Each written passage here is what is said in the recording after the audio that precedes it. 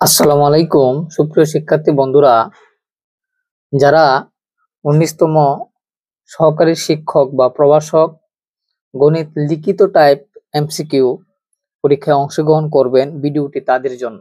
খুবই গুরুত্বপূর্ণ একটি এমসিকিউ সমাধান।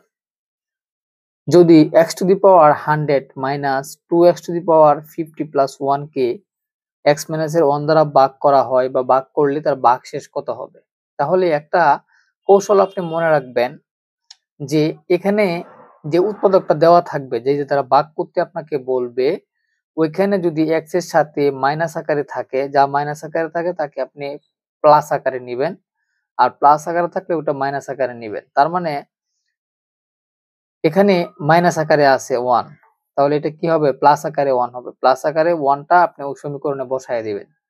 তার মানে আমি যদি এখানে মাইনাসের 1 ছিল, এখানে প্লাস 1 আকারে আমি বসাই দিলাম, তাহলে 1 মানে 1 - 2 * 1 মানে কত হবে? 1ই হবে।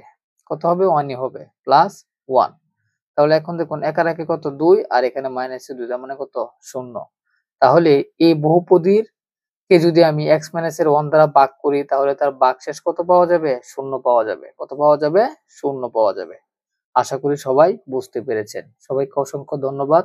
আসসালামু আলাইকুম।